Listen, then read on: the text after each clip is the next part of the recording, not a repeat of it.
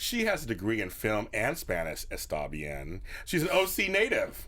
And she could be a camera tech, photographer, but she's a working actor and a slew of projects. We're talking to Carrie next. You're tuning into the destination for TV superfan discussion, AFTERBUZZ TV. And now, let the buzz begin. Ooh. That's the music from the original Magnificent Seven. Yeah. The remake is coming out. Coming soon, and she's in it. Magnificent Seven, When the Bell Breaks, Bad Moms. She's coming out in all of those. Hi, welcome to Spotlight On here at AfterBuzz TV and AfterBuzzTV.com. I'm your host, James Lott Jr. You can find us on iTunes and on YouTube under Spotlight On. And there's a bunch of interviews. I do a bunch of them myself. And this one will be under there too. So you can look there and find it. Rate us, comment, tell me what you think, and see if you want them back. She's in those projects, but she's also the school teacher, beauty pageant coordinator, and MTV's series Scream, which has started its second season, actually. And I'm telling you, she's working. She's also in Roots, okay, which is my brother loved it. He said it was the remake was really good.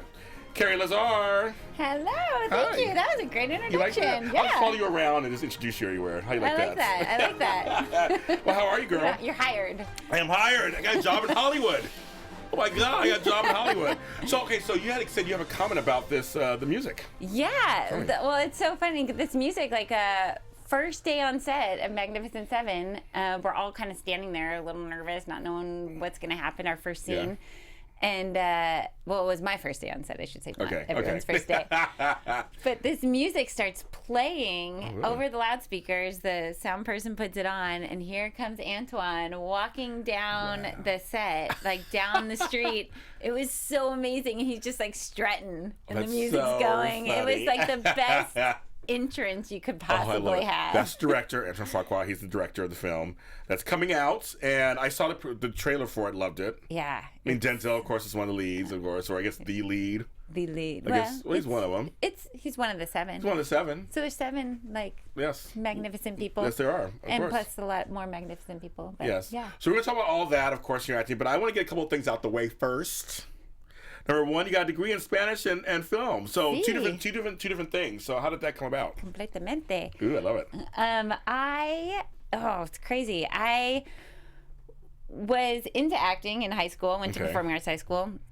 And surprisingly, the performing arts high school didn't know how or where I should go or how to get into the business, and neither did I. Okay. And I had an amazing photography teacher, and so I'm like, all right, I am going to go try photography. And I also played field hockey. Wow. Okay. So it was either go to Indiana University and go to drama school, which was pretty far, or go to amazing UC Santa Barbara and play field hockey. Wow. So I went to UC Santa Barbara. You're the second female in 2 days that I have interviewed that plays hockey. Really? She does ice hockey. Her name is Megan Cavallari, and she does ice hockey. She plays in a men's team. That is ballsy. Like, no, Field's still ballsy. Field is ballsy also. Yeah. Well, the balls are hard. They're like, they like hurt. Well, I'm sure. Oh my God. But no, my very first hockey game, my boyfriend plays hockey, I went to, I show up, and the very first game, the person gets smacked in the face, and he's like, he goes like this, and his teeth fell out in his hand. I'm like, oh my God. That never happened to field hockey. We wore mouth guards. Oh my God. Oh, it was insane. Oh my God. But yeah, field hockey, it was good. Yeah. We were called Chicks with Sticks. I like it. Yeah. Oh, I love it. That's a great name. It was good. So, I mean, in Santa Barbara, I've been there. A beautiful campus. Yeah. A really beautiful campus. I went to school at West End College. No, you forgot where you went to school. Oh my God, I'm in Santa Barbara, and all the campuses up there are just beautiful. Yeah, they're really beautiful. So you had a chance to be somewhere from the OC to Santa Barbara. I know it was a hard change. And you were there, and so you were doing field hockey, but you said you got into photography and film. Right. So I was doing film, and the film school there was extremely analytical, and I wanted to do more production. Yeah. So I didn't want to just graduate with a film degree. Okay. So my friend was really good at Spanish, and I was really bad at Spanish. And then when I'm really, really bad at something, I want to overcome it, and I want to become good at it. Okay. So in order to become good at it, I decided to major in it. So I got a Spanish That's fearless. degree. I love it. Yeah, it was good. It took me to Spain for a year. It was amazing. Wow, I heard Spain's beautiful. I've not been. Oh, yes, I want to go so so beautiful. bad. I heard Barcelona, as they say, Barcelona, and sí. Sitges and Madrid. I mean, I'd love to do all of that. Oh, you should. And if my you need God. recommendations, I have tons of Okay, them. I'll keep you in mind. Yeah. So you learned. So how hard was it for you to overcome the Spanish thing, or did it become easier because it's a set up kind of structured language? No, I set myself up for a complete disaster. But like everything in my life, like every disaster leads to something incredible. Like That's I look great. back on anything bad that happened, it ends up turning into something good. Oh, I love Just that. not at the time. Yeah, not the time. Not of course not. But when I you love look back, that. Yeah. it's like, wow, I'm so glad I got in that car accident because now I'm here. And But I know what you mean. I mean, I'm Yeah. laughing, but I know what you mean. It's like Yeah. something they did lead to something else that opened up into your existence. totally. And that's what Spanish did. Like I was getting like A's and B's in class and I was doing so well. But then they talked to me and I'm like, huh? Like I couldn't say, I didn't know how to say anything. I couldn't, I could read it, I could write it, I couldn't hear it, and I couldn't speak it. So I'm like, all right, I'm moving to Spain. Yeah, that's smart. Immerse yourself. Immersion's really good. Yeah, and that's finally where I learned it. Yeah, it's my second. It's not a first language, but it was close to a first language because my family's Puerto Rican on one side, and so That's but, hard to understand Puerto Rican. Yes, it's a whole Spanish. different. But you live in California, and it's like a Spanglish that's like Mexican Spanish and mixed with Central American Spanish. So it's all crazy, but it's just one of those things where when you go to one of those countries or go somewhere, which I've done, and you immerse yourself, it becomes a little easier. Completely, and that's the only way to do it. And I went with students. So I was with all these other Americans, and it was hard. You kind of had to break away and separate yourself. Yes. So I had become a huge loner and fumble with really bad Spanish and try to make friends.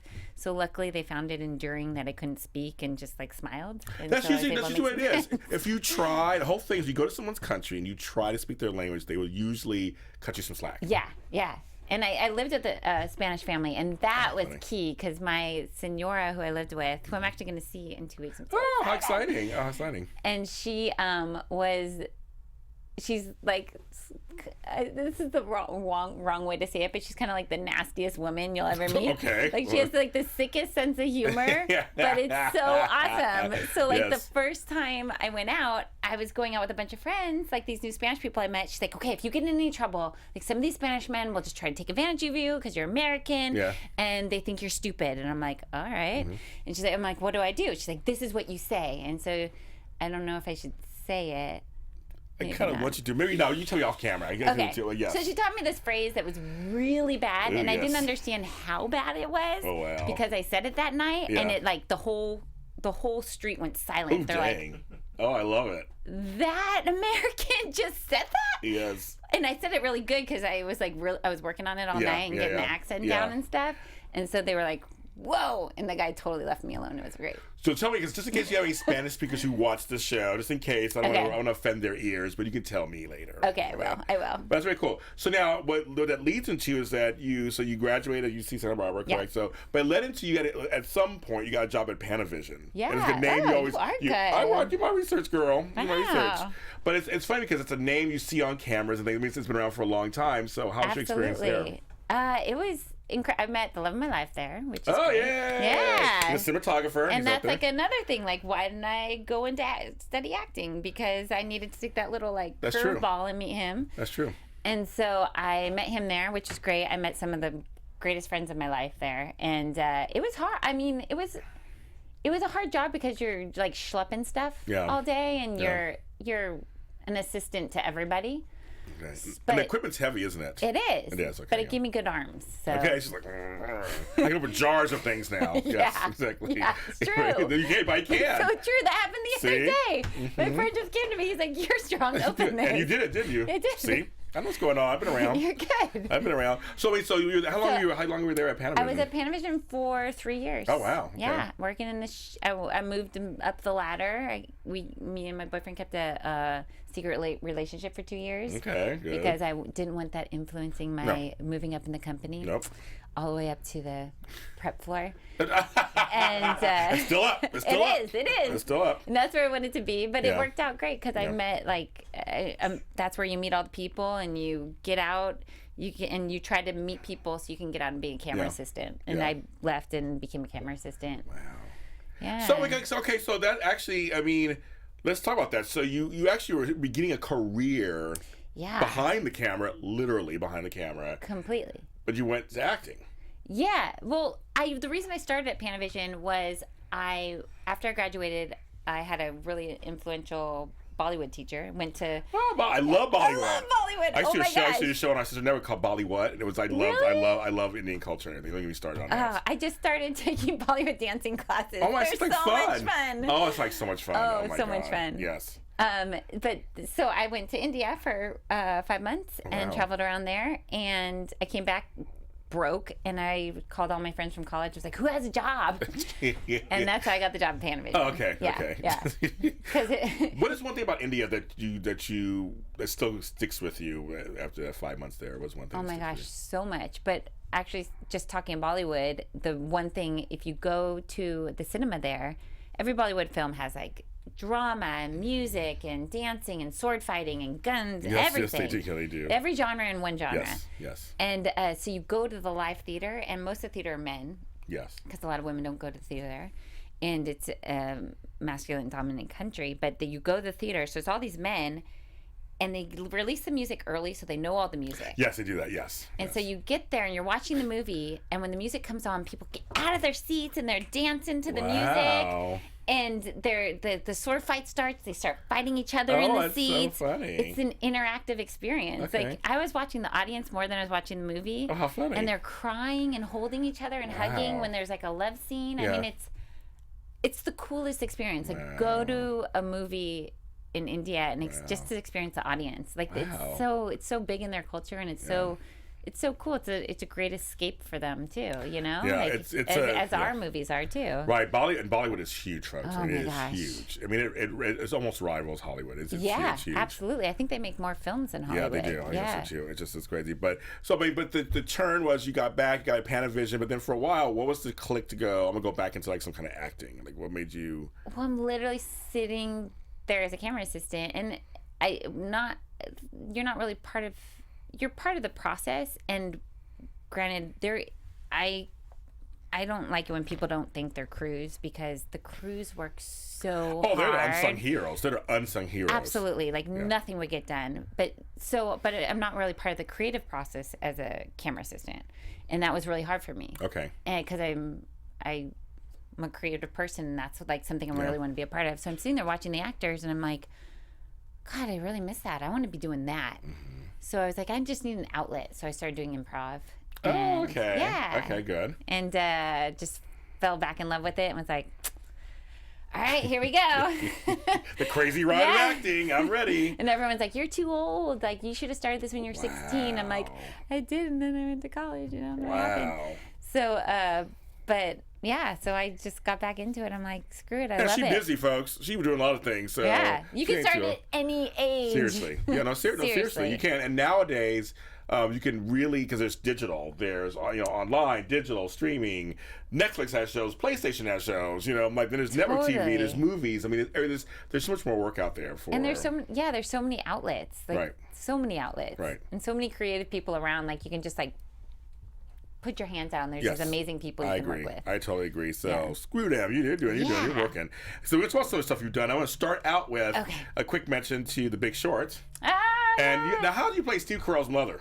I'm his mother in a flashback. In a flashback, okay, yes, a flashback. I know everyone asked that. I'm like, please.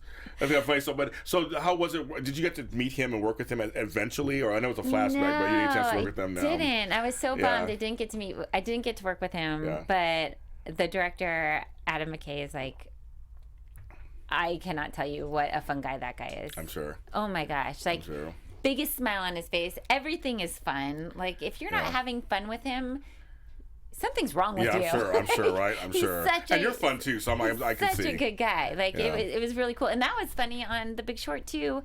I'm working on The Big Short, and I worked with the guy who got me in the camera union, was the camera operator on it. Small world. Super small world. It was so much fun to like see him, and the set was just, everyone was just having the best time. Now, what was it like being in this huge? It was a big hit. Yeah. Critical, Oscar nominated stuff. How's it feeling being in so? Because you do projects that are both big hits and just smaller things. How does it feel to be in something that got so much attention and was really big? What does that feel like for you? It honestly was like kind of where people started taking me seriously. Yeah, I'm saying. Yeah. like, not friends. Like my friends always took me seriously. Well, sometimes. Yeah, no, all friends are. You know how friends are. But you know, people that had doubts about acting, they're like, "Wow, you're in that film. That's huge. That's an Oscar-nominated film." Yeah. And I'm like, "Well, it's an Oscar-winning film." Yeah, now. Yeah, and it was such an amazing experience to be one. It's just such a good story, and I'm kind of obsessed with. Not obsessed with money, but the money market and how that whole thing works. Like just the whole storyline of it. Yeah, right. But I am obsessed with money. Yeah, we're all obsessed with money at some point, I guess, in some form.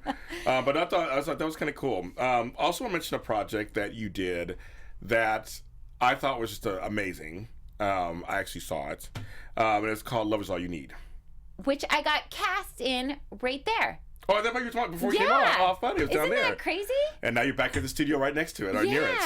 Yeah. Oh my gosh, yeah. That I actually just went to the Newport Beach Film Festival because they made a feature version of it that I'm in too. Oh, okay. And I've only seen the short. I haven't seen the. Yeah, they made the short into a feature, and the short was kind of a catalyst to the feature. Oh, fun. But it was one of the best projects I've ever worked on. Well, I want to tell people, you just don't know, it's basically the world is reversed. It reminded me of a movie that Sidney Poitier did with John Travolta where being black was normal and different white perspective.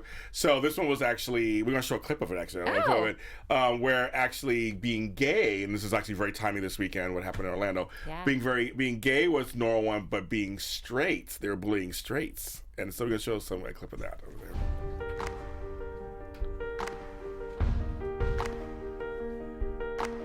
Which is an interesting thought.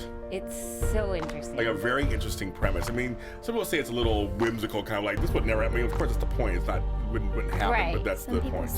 But if you're good enough about creating that world of it, and letting people allow themselves to fall into it, because that's the old saying, like put yourself in their shoes. And it's funny they said I didn't know there was a feature because I'm like I wanted more. It was funny when I saw it. Yeah. That's just, but it's like it's completely just showing you almost showing you how ridiculous it is the way it is now. Exactly. I mean, I thought I saw it, and before I even knew her or anything, I saw that short and I loved it. And that was so cool because there were my friends' kids or people that were in a place where you're really learning like what your preferences are or just discovering yourself. A lot of people in junior high, their kids would come to me and be like, I saw that. It was so impactful. And it's so poignant to know that was impacting the right audience, like our future. Because our future needs to know this world in order to be the future that we want them to be, you know? Yeah, that's one of the things, like we were just saying, what happened in Orlando was horrible, of course. Yeah. And it's just kind of another example of kind of how we need to affect change in the world. Right. And that's what saying that short, now it's a feature, it's a great thing because, I mean, this is, we want to show like a different perspective that's on a perspective that's happening now. Absolutely. And I think we're very fortunate, too, that we live in a city where people are open-minded and aren't ignorant to a lot of things. And I think that what happened in Orlando just shows that stuff still happens. And people are like, why? Well, everyone's fine with gays. And it's like, no like people are, what happened in Orlando is like perfect example of that. We need stuff out there still to remind people and educate people and show people that there is no normal. Right. Like anything can be normal. Right, exactly. Everybody. And we almost had an incident happen in LA too for gay pride. Same thing. They caught that guy. Do you know that I just read that actually wasn't for Pride. Oh, so it wasn't? Yeah, they misinterpreted what he said, and they don't really know what the explosives are for. It's still scary. I know. Because any group, it could be gay, it could be black, it could be women, it could be anything. I mean, any group could be targeted for something. Absolutely. And I was with my friend who's gay at the time, and he was so affected. We were all affected because he's been. It's hard for anyone, and I think that to see people still out there targeting that demographic, it's horrifying. Well, you know, gay bashings are coming back again. That's happening in the neighborhoods, in the gay neighborhoods. I know. This was in a gay club. Like, they're going to the spots where it should be safe. Yeah. And it's not safe anymore. It's not getting it safe, and it's just that's the problem. And I tell people, watch out, because that group's being targeted. You could be the next group, and this could be the next group. I know. And we're Americans. We shouldn't be doing that. Not at all. Not at all.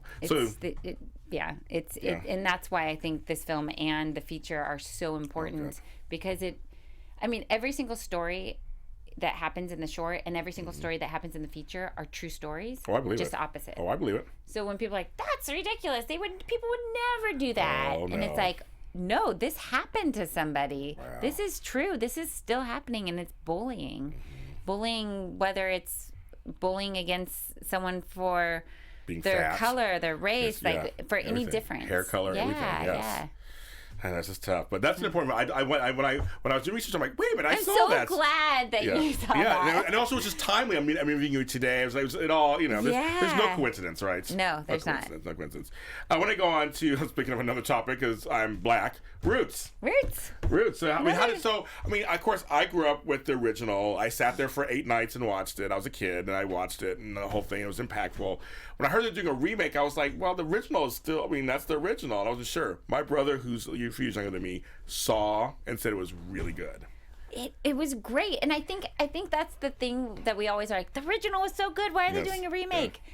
But there's a different audience now, and the audience, it might not capture that audience, so they need to make it for an audience that it's going to be able to capture again and teach the same story and have the same message, and that's what it did. And it just had those elements that maybe like somebody that's 12 or 13 that is used to being on their phones and having this immediacy and different type of visual that catches their attention. This is the same story but a different visual to capture their attention. Okay, so who did you play in Roots? I was Emmeline. Yes. And she is a Southern plantation owner that is trying to live up to one of the main plantation owners, Elizabeth, who is the owner of Kizzy, who is Kunta Kinte's daughter. Yes. So her daughter is playing with Kizzy, and it just shows the different ways that they raise their kids, and they taught their kids to treat other African American children and slaves. Yeah. And the way she taught her daughter to treat slaves was like property, and it's showing how awful that side of it was. How hard was it for you to do this film? Was this series, you're an actress, so obviously you can do, but was there any kind of feeling about doing this stuff, being this part? Honestly, one of the hardest things was walking on set and seeing everyone in costume. Ooh, I'm sure. And seeing the background people dressed as slaves. I'm sure. And unfortunately, sometimes background players don't get treated very well. Yeah, it's your background, I know. Yeah, I know. You know, so and then you see someone in period costume dressed as a slave, and they treated their background very well. Okay. But it's just the idea of knowing that, you're like, it just really, it sinks in on you, and it's just really, it's heavy. Yeah. And in a good way, because I think it gives you some kind of sympathy for a world that you don't know. Yeah, makes sense. And I think that's why I love being an actor, because to play as somebody that is racist gives you a glimpse. You try to connect with it and sympathize with that somebody that would do that, because you have to find sympathy in all your characters. Yeah. But it's so much of a learning lesson, because you do it and then you feel so terrible and awful, and I think that's a lesson in itself. Yeah. Yeah. But it was really hard. I'm sure. Really hard. I'm not sure, seeing it visually, I'm like, My friend played the guy who cut off Kunta Kinte's foot. Yeah. And afterwards, he called me just so emotional and crying. Wow. And we were both just so emotional and crying, but it created this huge dialogue, which this film is supposed to do. Yes, it is. Create an amazing dialogue about those incredibly terrible, awful circumstances. Yeah, the inhumanities. Yeah. And it's American history. I mean, it's not even just African American history, it's American history. Right, and it's history, and we need to learn from it, so we can't forget it. You can't just ignore that it happened. No, you can't. And there's actually a plantation by there, the Whitney Plantation, that I'm going to plug just right now because I said it. But it's an amazing plantation because they dedicate the whole plantation to teaching about slavery. Oh, wow. And a lot of plantations don't do that. I know they don't. I know they don't. They're like, oh, those are the slave quarters. Right. And if you're not educated about it and you don't know about it, you don't realize like there are so many other types of slavery that's still happening nowadays and that we don't consider slavery because it doesn't have that label on it. Right, exactly. And that is the most incredible museum because you learn so much and you learn how and why so many things are still happening nowadays. And it's because, you know, when slaves were freed, it wasn't like, you're free, here's a house. Right, it's like, no. you're free. Bye. You get to still live in that cabin that you were a slave, and you still have to use plantation money that won't get you anywhere else. Like there was nobody, and nobody talks about that stuff. No, we don't. And this museum talks about it, and it's so interesting. It's That's very really, cool. Oh, very cool. yeah, it's a really great museum. So how did you shake it off? Like when you did your scenes, there was a lot of goofing around or by holding each other. Like how did you shake off some of the scenes in the movie? I think by just talking to people about it. Okay. Yeah, and talking about the experience. Yeah. And just, you know, I think when you experience something like that and you talk with other people about it and you realize where you come from there, that helps. Yeah. But yes, definitely you leave set with a very heavy heart, and you know that I was working with an amazing director, Mario Van Peebles, Yes, of and course, he was he let you shake it off because he'd make a joke afterwards, or you know. And I love my friends would always make fun of the line. I remember when I was auditioning for it, one of the lines is "Land sakes, Abigail," and so she still uses that line to this day. Like I just saw her last weekend. She's like, "Land sakes, Carrie," but it's such a great line. But it reminds me every time, and it's a good reminder. Yeah, it's a good reminder. That's very cool. I'm glad you said. Yeah. I just maybe I'll see it when it comes out on video. So I just haven't wanted to be in the mood, and I didn't see it. It is playing all over the TV. Like, So still is. Yeah, okay. it is. Okay. It is. It's great. It's the History Channel, Amy. They have it on. What's funny? Really good. Canada did a version, kind of, because there wasn't. It was slavery in Canada. It didn't have the same type of history as we did in America, our association. They had a small version of it, and they had a series called The Negroes. Oh. It was a 7-part series. It was really good. Really? And it was all Canadian actors, a couple of English ones that were in there, and it was a really good series. So I was like, it was Roots-esque, but it didn't follow like a family, so to speak. It had a different setup, but it was good. Oh, so I gotta watch they're that. starting to talk about stuff like that. So I'm like, that's good. That is good. You're part of a good project like that. Yeah. 2 good projects you're a part of. Like that's like. Thanks. So let's go to the one that's kind of frivolous. Scream. What? That's just 2 serious projects. Let's go to the ones that are pure entertainment. There's Scream on it. MTV decides they're going to do a series on the the movies, which I love the Scream movies. Yeah. I think 4 copped out a little bit at the end, but I was a big fan of all the Scream movies. So have you seen all the Scream movies before? Yes. You've seen them all? Yeah. Yes. Oh, I grew up with them. They're like, Yeah. It was like the best genre because horror movies. So sometimes I get too scared in. So this you would start getting scared, and then they make a joke, and you're like, yes. Oh, okay. Or they explain something like, oh, that is right. In horror films, they do this. It's great. So. And then you're laughing, and it's like, they scare you. Yes, like, exactly. So we're going to show us a little bit of that, of this trailer for season 2. And we're going to do that. And we're going to talk about it. Does that noise again? Hey, sis. You psychotic bitch! Welcome back, horror fans. MTV's really doing a lot of great teen wolf. They're doing some really great series. They really are doing some amazing series. Yes. And I dealt with that. Like, I'm back it here was because I want to get back to normal. Awkward. It would really Another suck good if you series they guys have on turned there. back They're all to just like Yeah. some great programming. I actually love the show Awkward. Yeah, Awkward's good. But it's like, I watched 3 episodes last season. It was scary. It is. It is. Yeah. Yeah, and we were watching this trailer while on set. It had come out while we were on Oh, yeah, set. like- And they're like, oh my god, this looks so good. So do you know who the killer is? I don't. Oh, you don't know? Okay. I don't think anybody knows. They keep trying to say these 7 or whatever. That one of them's the killer, maybe. I know. Completely crazy. It's a mystery. I know. It's like. So you gotta keep watching. I know, kids. And I don't want it to be any of them because they're all so cool. Well, I was gonna say we'll talk about that. That's I mean, there are all these great actors you work with them. You don't want them to go, right? Oh, I know. I mean, The thing about the truth being on that set, it's hard to pin I've never down. been so welcomed to a set before. Oh You wow. hope it's one And thing, you would but think that deep down, it'd it's be, something else. I don't know, like I'm back you never here know what because it's I going to wanna be get like No, when you you don't show know. up. Right. And everyone was so nice and welcoming, and every time you come back, they're like, Carrie! You're like, hi! Oh wow, that's really great. Like, they're so, they're Yes. wonderful. Wow. So tell folks who you play on screen. Is I anyone with you? play Miss Buckley, Miss Buckley. That's right. and I am running a beauty pageant. Yes. Yes, of course. Yeah, it's pretty good. Yeah.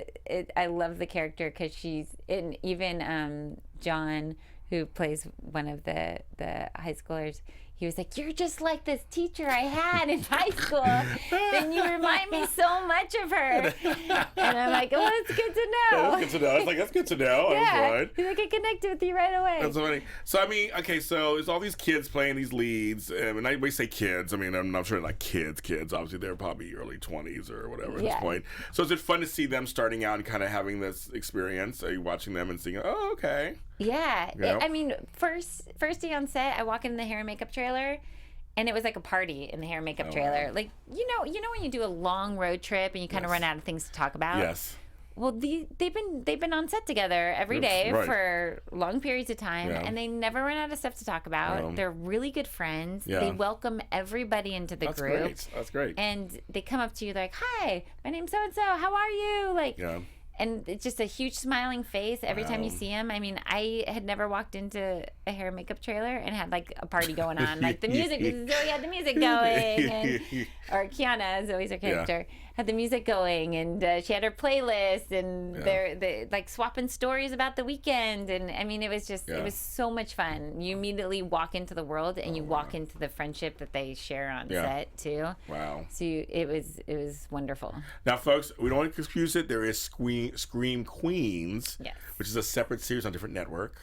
And it's Scream, the TV series. So there's two different Scream things going. It's kind of Yes. weird. They come out at the same people do time. get confused. They do. Yeah, So yeah, I want to make sure I said that when I was going to do this interview. I'm like, there's Scream Queens and there's Scream. Scream Queens has a whole little thing about horror films with women usually being Scream Queens, the ones that are usually the leads, and the whole how they can scream and everything. There's a whole separate thing on that one. So I just want to make sure I say that. Yes.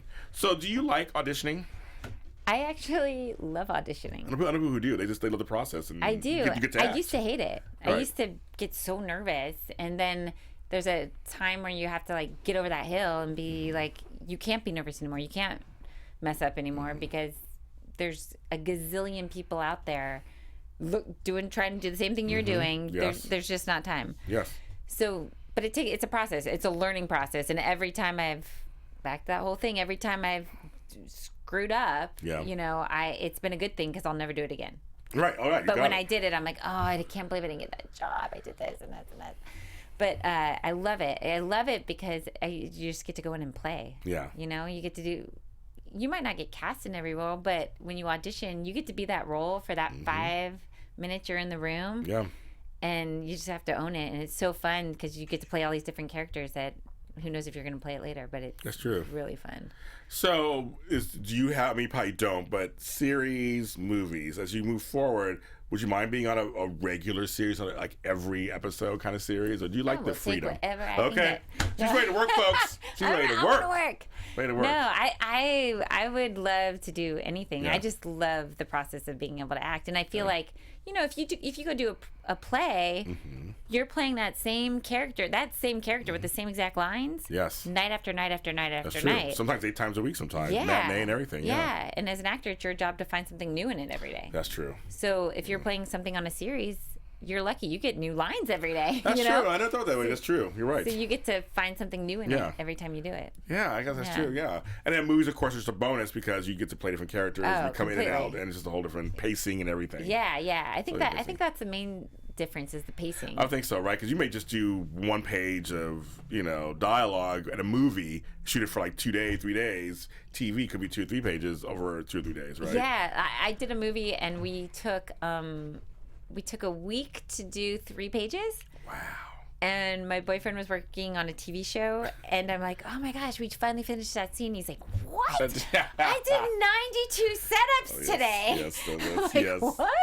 And he did like 13 pages in one day, and we took a week to do 3 pages. So I have friends in soaps. Yes. I studied 60 pages today, and we shot 3 episodes for that week. I mean, like, it's whole episodes. I mean, that they are so impressive. Every single person on a soap, I am beyond impressed at how they are able to do that. I mean, it's. And they're saying they'll get maybe 1, maybe 2 takes. Yeah. You do the blocking, and then it's just 1 take, get it. Completely. Talk about not having time to I screw know. up. Like, you have to have it. I know. Yeah. But again, but it's a muscle. It's like, so like your acting muscle, how have you made it help to grow over the years? Because it's a muscle. You have to work It's a complete muscle. Like I used to be a terrible memorizer. I mean, I remember when I got the role on Snitch, I had originally auditioned for a different role, and it was 7 pages of basically that character talking. Wow. And I was a terrible memorizer, and I sat there and my friend for probably about 7 hours. Just like, do it again, say it again, pick up that broom, start sweeping the room. So you're doing something else, and you can get these lines. You have to have these lines. You can't not have these lines. Right. For 7 hours straight, the room was really clean afterwards. I was sweeping and memorizing. And now you can give me 7 pages, and you got it. It doesn't take sweeping a room for 7 hours. Still so sweep. Sweeping's always good. Have a clean place. It does help. It helps me. It helps you. Sweeping, vacuuming, mopping, whatever, yes. Oh, yeah. People love it. They're like, come over to my house while you're memorizing lines. My kitchen is terrible. I would say, Cynthia, I'm like, here's my card. You can go else. I should start like a maid service on the side. I can make some money while memorizing. Hey, make money in every direction. Make money before a movie, make money during a movie. Yeah. But no, that's a good point, because I mean, I know that it's a muscle. You have to learn. You have to learn how to massage it and make it work for you, so that you can actually retain. That's acting. You have to retain your lines. Completely. Right. That's your job. I mean, it's just like practicing different scenes, practicing different characters all the time. That's why auditioning is great, because you're constantly using that muscle too. Yeah. And you're playing all these different characters, so you've had to find a place to draw something from. Yeah. Whatever your process may be, and so it's a muscle, and then it's back there somewhere. So that audition might pay off later on. Maybe you didn't get the role, but you got something from it that'll help you later. Well, also, people do remember people in this town. Like you just said, you just made these small connections with camera folks. Oh, totally. You could totally not get that audition. Maybe go, we liked her though, maybe not for this. That's exactly it, and that's how I got Magnificent Seven. Like I had gone in that room so many times. Did you really? Okay. Yeah, and they had booked me in other things, but they knew what I could do, and the thing I love about them is like they go in, you do a take, and then they give you like 2 more takes just to play. Okay. And which is rare. Like sometimes you just get 1 take, right, or 1 take in a redirect. Yeah. But they let you play, and it's wonderful, But they had seen me do so many different things that they just keep bringing you back because they like what you did. Yeah, they like it, yeah. And it doesn't matter. It's like you can't, once you do your work, you can't control anything else. That's right. But letting that go, it's hard. I know it's hard. Because at some level, you're doing it's not just for your health. I mean, you want to get a job. Oh, completely. But you get that you may not get it. So you got to make the most of that moment. Right. And I think that was one thing. I did a short film that I produced, and when people came into audition, it was such a good thing to be a part of, because they would come in the room, you're like, they were great, they're just not right, and then you can't put your finger on it. No, you can't. And they could play the role, it would just make it a different role. Right. So I get it. I used to be an actor for a minute. I was like, that life. I'll just be a host and a producer. It's like, just a lot of acting is too much. You're great at doing the host. Thank you. I like that. That's quite all right. What is one thing that you miss about the OC? That you don't have the beach. Yeah. Because we were talking where you live. I'm not gonna say where she lives now, but you live more inland now. Yes. Yeah. It took a lot to get me inland. A lot. Yeah. I mean, I lived close to the beach my whole life. Yeah. I know how it is. I would live in the dumpiest place just so I could ride my bike or run to the beach. Right. Yeah. Right. But I miss the ocean. It's one of my favorite beaches, probably because I grew up there. Yeah, but it's clean. It's nice. It's, it's really nice. It's nice down there. It's really nice down there. There are a lot of nice beaches down in Orange County, actually. There is. And I was in junior lifeguards. Oh, and, okay. So I was at the beach every single day getting fried and sunburnt. But I love being in the water. Oh, I do too. I love it. And it's getting hotter. It's the summer. I know. And you're inland, so good luck with that. Yeah. So I live near the beach still, so I love it. No, actually, no. Here's the thing. No, actually, every year my friends laugh.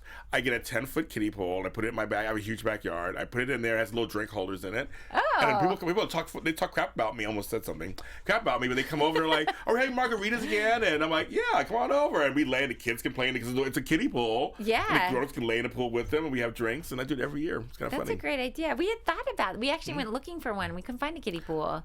Big Lots. Really? Seriously, Big Lots. Okay, they have I'm different going. sizes. They have different sizes. They seriously do, and they have the ones that are sturdy. They have the ones that blow up, and they're kind of fine too. But they have some that are like I said 10-foot octagon ones. Big ones that actually have the ladders that go into them. Oh, how fun! And they're anywhere between from $40 to maybe 130 or 140. I'm dead serious. They have different sizes. Then they have pool covers. I'm gonna go get one because if I just put ice in it where I live, it'll be a pool in like a half hour. Yeah, well, yes, that's very true. That's so true. Oh my God! And we're out here in the valley, so I can feel it. I know. all the time. And But, I just finally have an affinity now for the desert. Every time I would go to the desert, I would just feel thirsty. And I had a hard time being in the desert. True, I drink so much water, I'm so thirsty. Everything's so dry here. Everything's dry. And that's finally, so funny. I was working on Longmire this year out in Santa Fe, a TV show on Netflix, and I was I working know out there. Longmire. We know Longmire. Yes. And for the first time this year, I mean, I was out there last year for it, but I was like, I really like the desert. It's really beautiful here. It can be, yeah. Yeah, and someone's like, "Are you sure you're not thirsty?" I'm like, "No, I'm still thirsty. It's just really beautiful." Yeah, Longmire was great. It was a great show. My mother and I both liked that show a lot. How was your experience working on that? Oh my gosh, so much fun. The whole Robert Taylor, who plays Longmire, is. I can't say better things about him. Like he's an Aussie. Yes. But he plays Longmire. Which I found out later. I was like, oh my God, they're all from Australia anyway. Yeah, Having American accents. And I feel like every Australian is just born a good storyteller. I think so. Yes. And he's such a good storyteller. Like he comes around and he tells you these weird stories. You're like, what are you? This is amazing. Like, what are you talking about right now? But he's so down to earth. Yeah. So lovable, likable, funny, great person. The whole cast is. The entire cast is. Yeah. It's a great cast too. Yeah, so yeah. It's a great cast, but I like that show. So I forgot that you were on that too. So just last couple of things about Magnificent Seven.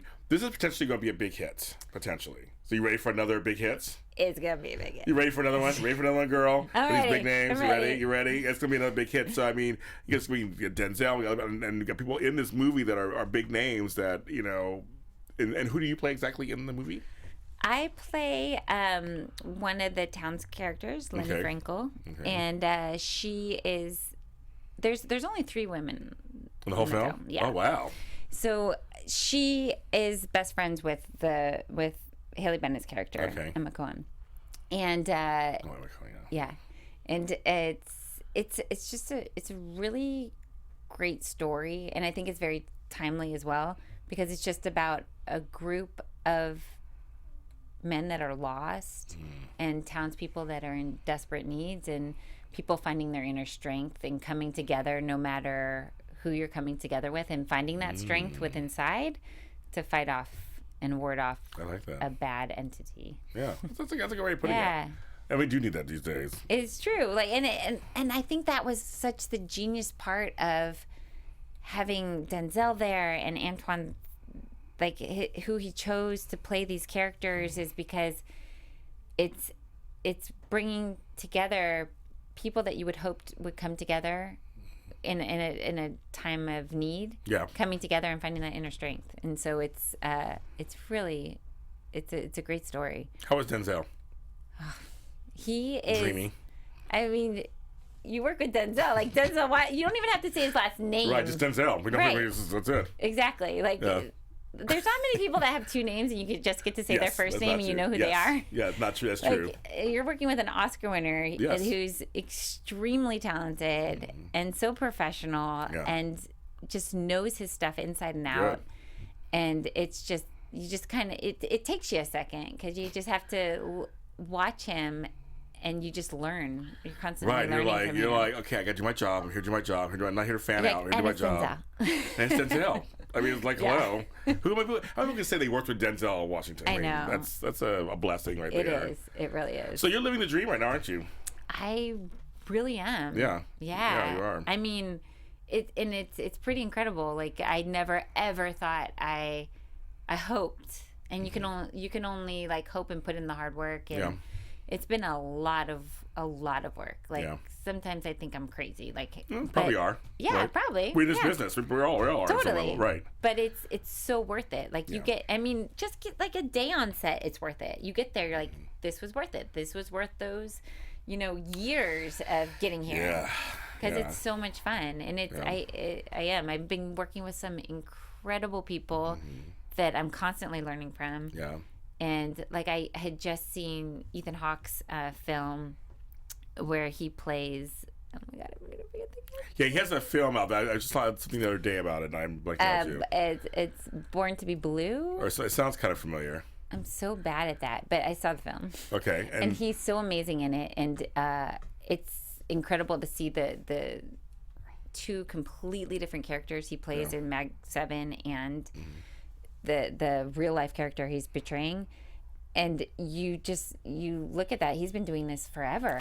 Yeah. And it's so admirable and I'm so lucky to be in this position to have worked with someone like that. Like it's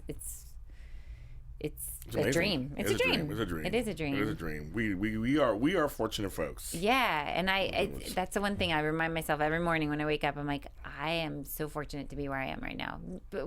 Career aside, everything, but just No, right. Because I try to too, and some mornings it's harder than others. Yeah. But I go out in my garden. My garden is like my thing we were talking about. In my garden, I just go out there and I'm like, okay, it's gonna be okay today. It's gonna be good. I am doing things that I want to be doing. How many people can say that? I know. You're saying it too. You're doing things you want to be doing.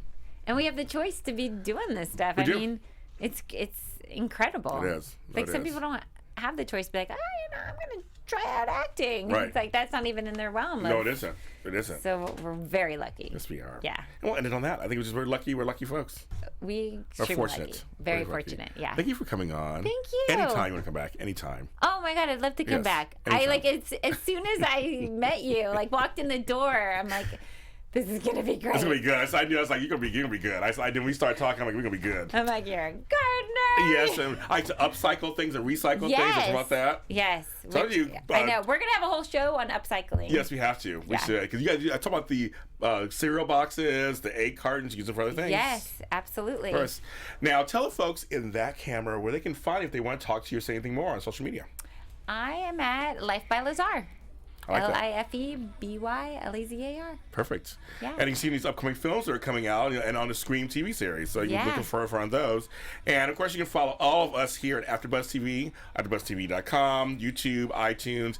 Look under Spotlight On. Plus, we have other shows. We have the Concert Experience series, creators and showrunners. We have actually after shows on this network. So check something out there. And you can find me on a lot of that stuff. And I'm James Lott Jr. So type in my name and you'll see me. Thanks for watching, and I'll see you next time. Thank you. Thank you. From executive producers Maria Menounos, Kevin Undergaro, Phil Svitek, and the entire AfterBuzz TV staff, we would like to thank you for listening to the AfterBuzz TV network. To watch or listen to other after shows and post comments or questions, be sure to visit AfterBuzzTV.com. I'm Sir Richard Wentworth, and this has been a presentation of AfterBuzz TV. And then talking to me and just kind of talking stuff. The views expressed herein are those of the hosts only and do not necessarily reflect the views of AfterBuzz TV or its owners or principals.